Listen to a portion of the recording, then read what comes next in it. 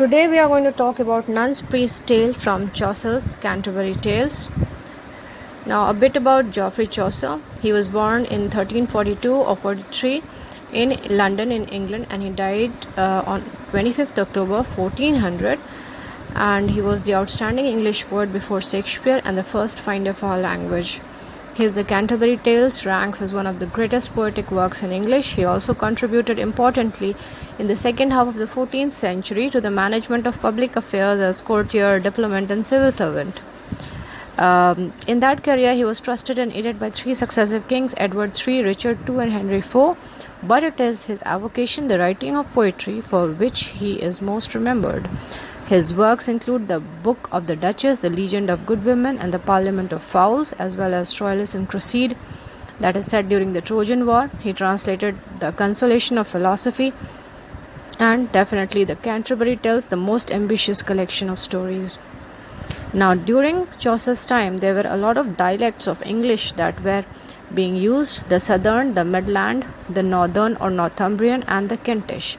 Now, Chaucer used the East Midland dialect and then developed it into the standard English which he used in his works. Apart from that, there was the use of Latin and French during his time, but Chaucer stuck to English. He used English and not the other languages. Now, there were a lot of things that had happened during that time. During Chaucer's time, if you study the history, you will come to know a lot of events had taken place, including the Black Death, and there was 100 Years' War also. There was Peasants' Revolt also, and the Peasants' Revolt finds reference in the Nun's Priest's Tale, and you have the lines quoted here.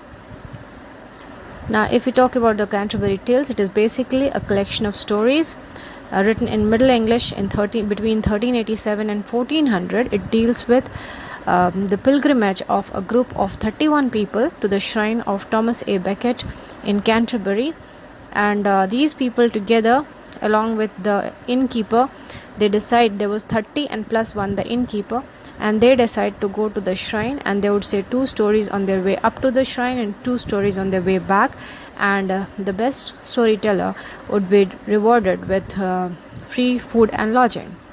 Now, this ambitious project was not completed because Chaucer died in 1400 and this work was left incomplete. Now, if we talk about the Nun's Priest's Tale, it is one of the 24 stories written by Chaucer, and it deals with the medieval tale of Reynard the Fox, which is common to French, Flemish, and German literature. Chaucer describes the character of the priest as riding a jade, which means a broken down horse, and he is a merry, sweet, and goodly person. Now, this particular tale employs the technique of bestiary and fable. Bestiary is a device in which animals behave like human beings, which means it's an insult to man, because you are behaving like an animal. It means if animals are behaving like human beings. This tale is told using the technique of mock heroic, which takes a trivial event and elevates it into something of great and universal significance. There are a lot of examples of mock heroic in this particular story. There are examples when Don Russell the fox is running away with Chanticleer, and the noise that is created and the talk of the entire pursuit is in such an elevated language. It is compared, it seems as though Achilles is running after Hector in Iliad, that kind of a comparison to an epic. And next, there is also an example when the Nun's Priest describes the capture of Don Russell and refers to the event in terms of another prominent traitor like Judas Iscariot, who was the traitor who betrayed Jesus Christ, and taking other traitors' names as well. The main characters in this particular story are the widow. She has 7 hens, lives a simple life, and she is an ideal Christian. Chanticleer, the cock, who is very proud of himself, who thinks that without his crowing the sun will go down. Bertelotte, his favorite wife, and Don Russell, the fox, who almost kills him but is defeated by flattery himself towards the end. Now, if we have a comparison between the poor widow and Chanticleer, we find Chanticleer, whose name itself means clear singing. A contrast depicts the rich people of England, and the Nun's Priest contrasts the two human worlds of the poor and the rich in the description of the poor widow and Chanticleer. The widow's bower and hall, that is the bedroom and the hall, was full of soot, which will never be seen in the hall of a rich man. and her food also was very slender, and the term boar and hall comes from courtly words of the time and conjures up the image of a castle. The idea of a sooty bower or hall is absurd. The rich would never allow this thing to happen.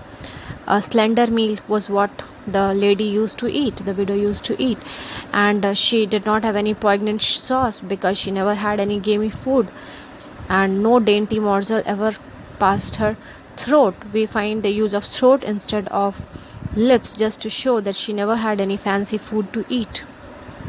And Chanticleer as a satirical portrayal, if we see Chanticleer's talent of crowing is an absurd one if we talk about it, and in modern English and in Middle English also, crowing means boasting or bragging. And Chanticleer's responsibility, one was crowing and the other was taking care of his wives, which also seems to be very silly. His physical description is full of adjectives. His comb was redder than fine coral, notched like a castle wall. Bill was like polished jet, legs were azure blue, nails whiter than lily flower, rest of the body like burnished gold. These remind one of an elegant knight in shining armor. His colors are gold, red, black, which mimic royalty. The reader should be constantly aware of the ironic contrast between the barnyard and the real world, which might be another type of barnyard.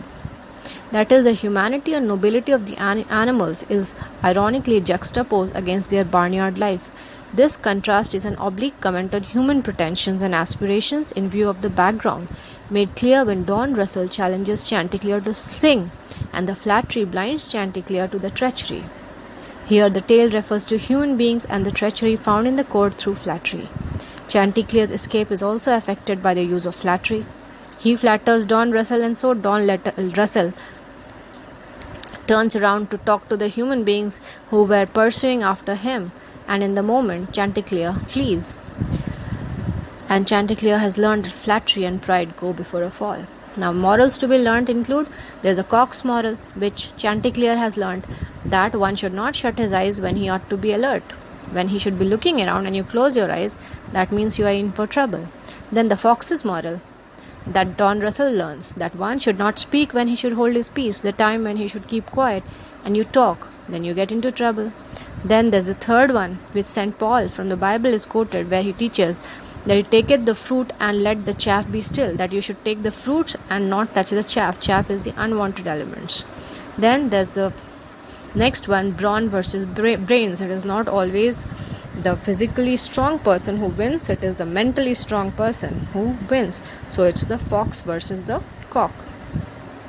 And it's also an allegory of the original fall. Allegory is the symbolic meaning. So if Chanticleer is Adam, the first man created, Berthelot is Eve.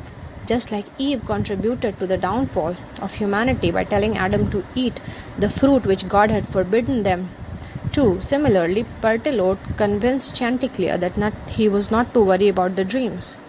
The serpent had convinced Eve that nothing would happen if she would eat of the fruit that was in the middle of the garden. Similarly, the fox convinces Chanticleer that nothing would happen if he would close his eyes and sing. If paradise was the place where Adam and Eve lived, Chicken Yard was the place where Chanticleer and Berthelot used to live. And in both cases, you have a fall because of women, although in Chanticleer's case, he was saved. Next, humans are like beasts. They are bestial, they lose their dignity and give in to animalistic impulses. Now, if you have any questions regarding this particular text, you may put in your queries in the place given below. Thank you.